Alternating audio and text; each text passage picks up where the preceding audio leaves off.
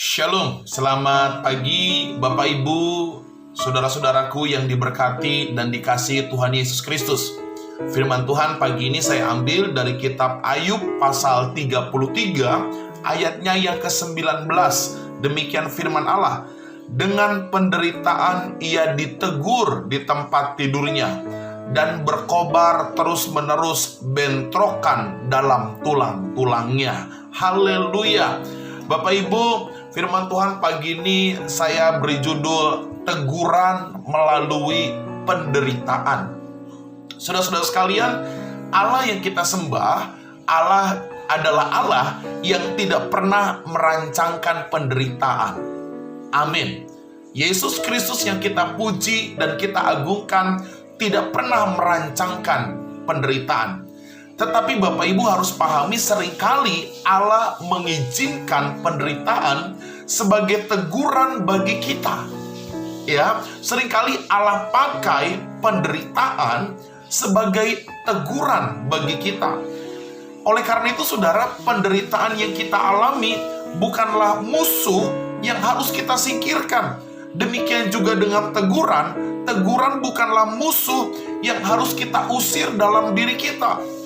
Teguran melalui penderitaan harusnya menjadi pesan bagi kita untuk memandang kepada Allah, untuk kita berubah dan semakin maju di dalam Tuhan. Ada amin, saudara?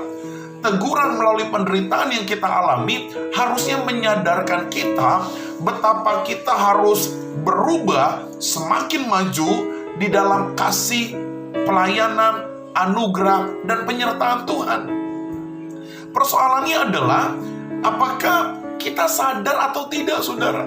Persoalannya adalah, apakah anak-anak Tuhan menyadari akan hal itu, bahwa Allah memakai teguran melalui penderitaan untuk kita menjadi lebih baik. Bapak Ibu yang dikasihi Tuhan Yesus Kristus, teguran harus kita pandang sebagai suatu sahabat, ya. Kalau saya pakai istilah, kita harus punya pandangan bahwa teguran itu dianggap sebagai sebuah persahabatan yang baik untuk menolong, menguatkan, mendewasakan kita, supaya di dalam setiap penderitaan-penderitaan yang kita alami itu menyadarkan kita untuk semakin dekat dengan Tuhan. Bapak Ibu, pagi ini saya mau bilang, kalau engkau merasa menderita hidupmu, engkau mengalami penderitaan yang orang lain nggak tahu, ingat baik-baik, sadari dirimu bahwa Allah seringkali pakai penderitaan untuk menegur kita dan mengembalikan kita ke jalannya Tuhan. Bapak Ibu, keluargaku yang diberkati Tuhan Yesus Kristus, apa sih maksud Tuhan memakai penderitaan sebagai teguran bagi kita, saudara? Yang pertama, saya menulis teguran yang diizinkan Allah terjadi dalam diri kita supaya kita lebih rajin dan memiliki mental pejuang. Bilang amin, saudara.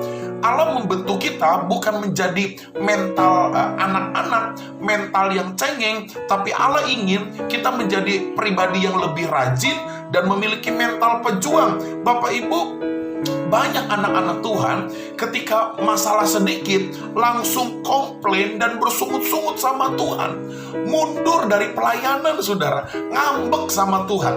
Kenapa? Karena mentalnya tidak terbentuk.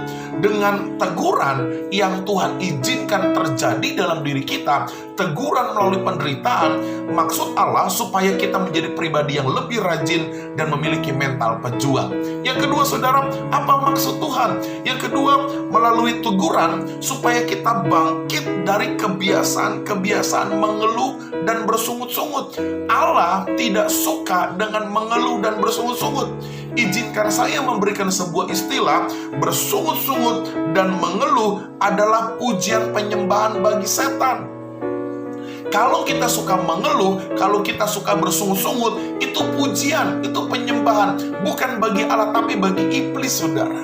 Karena itu Allah inginkan melalui teguran dalam penderitaan yang kita alami, menjadikan kita pribadi yang kuat, bangkit dari kebiasaan mengeluh dan kebiasaan bersungut-sungut. Yang ketiga, apa maksud Tuhan mengizinkan penderitaan sebagai teguran? Yang ketiga, melalui teguran supaya kita meninggalkan segala dosa dan kejahatan. Harusnya anak-anak Tuhan sadar ketika kita menderita itu bagian dari teguran Tuhan untuk kita kembali ke relnya Tuhan, untuk kita tidak jatuh dalam dosa, hamartia, supaya kita tidak meleset dari rencananya Allah.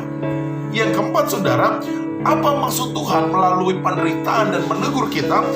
Melalui teguran supaya kita tidak lagi mengandalkan kekuatan kita. Bapak Ibu, terkutuklah orang yang mengandalkan manusia.